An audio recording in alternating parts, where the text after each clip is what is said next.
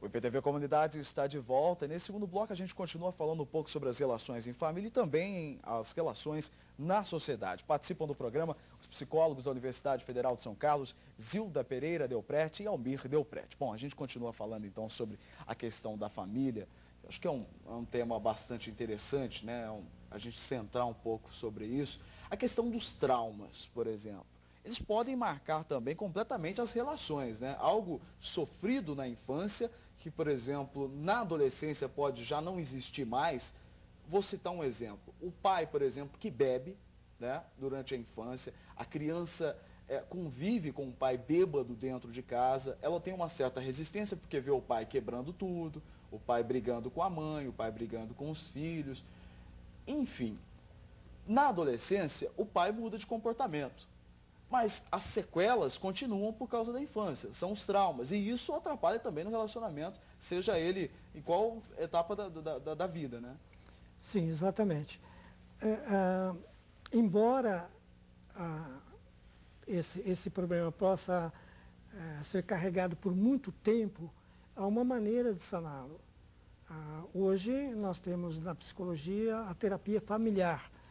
E nós próprios, nós trabalhamos com grupos e sempre vemos a pessoa e seu entorno, a sua família, os seus amigos, as suas relações afetivas, nunca vemos a pessoa isoladamente.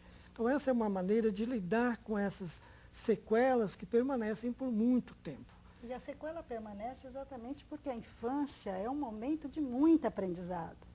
E as experiências realmente ficam bastante marcadas.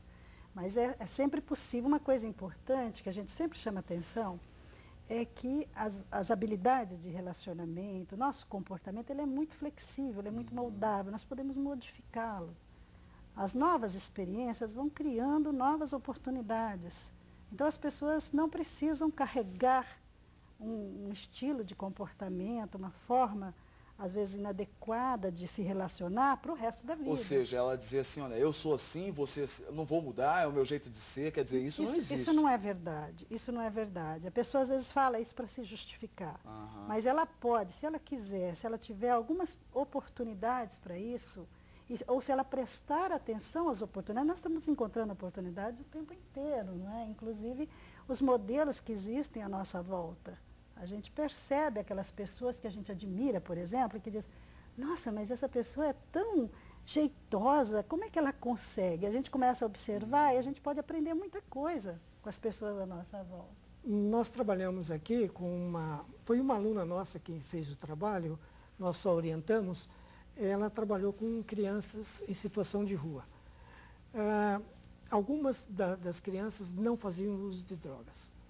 Enquanto que os colegas faziam uso de drogas, mas essas duas crianças não faziam. Porque elas tinham suporte, elas tinham um apoio institucional de uma igreja, um apoio de um tio. Então, elas se referenciavam com esses locais e com essas outras pessoas que serviam de apoio para uma conduta mais adequada por parte dela. Apesar de elas conviverem com outros colegas que usavam drogas, elas não utilizavam. E os valores que a família, de alguma maneira, essa é uma parte bastante importante. A família precisa, desde cedo, começar a trabalhar. Os pais, não basta só dar conforto material, estudo para os filhos, é preciso também se preocupar com a formação em termos de valores, de noções sociais, de respeito, de justiça, de solidariedade. Se essas coisas começam a ocorrer dentro da família, as crianças criam uma resistência a uma série de influências negativas que ela pode também ter no ambiente social depois. As pesquisas mostram que a criança que tem pelo menos um amigo, ela consegue uma satisfação e um ajuste melhor do que aquelas que não têm amigo algum. Então, por exemplo, esse relacionamento afetivo com um amigo é muito importante para a criança. Os pais devem favorecer contato com outras crianças para que ela comece desde cedo a criar esses vínculos afetivos, a desenvolver afeto. E isso, que idade seria? Desde o entendimento, começar o mais tempo possível. Mais cedo possível. Que é aquela questão que você tocou agora há pouco, que as lembranças, né, são muito marcantes na infância. Então, quanto mais cedo começar, melhor. Muito Então, melhor. os pais têm essa preocupação de educar os filhos para os outros, para o relacionamento. A mãe ensina, por exemplo, dá tchauzinho, joga beijinho para a titia, para o coleguinha, não faça isso, não bata nele, veja que isso machuca. É uma preocupação saudável dos pais que já está preparando a criança para o relacionamento afetivo com o outro. Isso é muito interessante. E é engraçado, porque assim, até esses dias um colega de trabalho trouxe o filho dele aqui, né, na emissora, e aí fala tchau pro tio Juliano. Ele não quis falar, sabe? É uma questão. Mas eu percebo que não é uma questão de educação, mas de repente porque ele não estava afim realmente de falar. E depois você não é o tio Juliano, não é tio, você não foi escolhido. E isso tem que ser respeitado às vezes também, né? Tá certo. A questão das mágoas, que eu acho que é um fator bastante importante da gente tratar. Independente da família, independente do laço, da relação. Quando existe a mágoa e não há o perdão, né? É difícil manter uma relação saudável, né?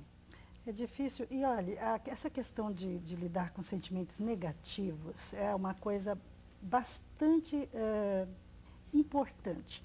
A gente diria assim, ó, em geral, a gente aceita que a gente sente alegria, felicidade, amor, mas as pessoas não aceitam. Não vou sair por aí dizendo assim, eu estou com inveja, ou eu estou com ciúme, né, ou eu estou com raiva. Essas coisas são socialmente reprovadas e tendem a ficar guardadas, não expressadas. Isso não faz bem para a saúde e não faz bem para as relações. Você pode estar magoado comigo e eu não sei que você está magoado comigo. Você não expressou, você não falou nada. Como é que eu vou saber? Eu posso estar achando que está tudo bem, estou te estranhando. Por que será que ele não está falando comigo? E você pode estar super magoado. Então, num primeiro momento, acho que essa questão leva a dois aspectos aí, que você voltou para o perdão também, mas antes de pensar assim, a gente tem que aprender a lidar com sentimentos negativos. Os pais podem ensinar as crianças, os filhos, a lidar com sentimentos negativos. A criança pode estar morrendo de raiva de um coleguinha, porque aconteceu uma coisa, porque ela passou por uma situação humilhante causada pelo colega, enfim, qualquer coisa desse tipo. Os pais precisam ajudar essas crianças a lidar com isso. Até porque mais tarde eles vão enfrentar isso no mundo lá fora. Exatamente. Né? E aí expressar é uma maneira, e você falou em perdoar. É claro, tem uma brincadeira muito interessante, brincadeira de roda, que a criança chega brava e fala para a mãe, estou com raiva da fulana, né? Por quê? Porque ela bateu em mim, né? Batendo a porta, vai para o quarto. Daí a pouquinho, não, porque ela cuspiu em mim. Aí daí a pouco ela volta, onde você vai? Aí eu vou brincar, mas você não estava com raiva dela? É que já secou. Quer dizer, as crianças têm essa capacidade muito grande de perdoar, de esquecer, estar disponível. Nós adultos é que conservamos mais mágoa do que a criança. Isso não quer dizer que a criança não sinta, claro que ela sofre também. E sofre bastante. Às vezes os pais não percebem que as crianças estão acompanhando a vida deles. Não são apenas os pais que acompanham a vida das crianças, as crianças acompanham a vida dos pais. Tem um exemplo bastante interessante que uma pessoa me contou num grupo de trabalho. Ela disse o seguinte, que o filho dela estava brincando com o carrinho enquanto eles faziam as contas de pagamento do fim do mês. E aquele mês tinha sido difícil e tinha que tirar dinheiro, passar para cá, tal, aquela coisa toda que nós conhecemos muito bem. Pois bem, a criança estava brincando e aparentemente não estava ouvindo e nem estava vendo o que os pais estavam fazendo. A mãe, vendo que a criança estava muito sonolenta, pega a criança no braço e leva para a cama. A criança dorme. No outro dia cedo, a criança levanta, vai à sua gaveta, onde ela guardava as coisas, pega uma moeda de $1 que havia ganho de um tio.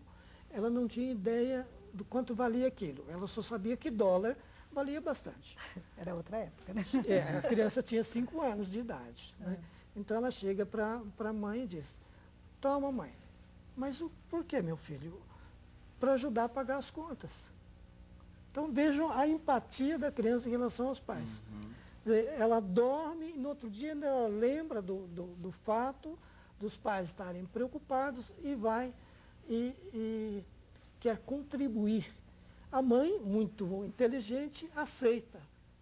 Não diz, olha, isso aí não vai me adiantar nada. Ela aceita, recolhe e abraça o filho. Quer dizer, ela está ajudando o filho a se expressar e desenvolver essa empatia. E a solidariedade e empatia. Bom, eu só vou fazer mais um breve intervalo. A gente volta já já então com o IPTV Comunidade para falar um pouco mais sobre a importância de um bom relacionamento.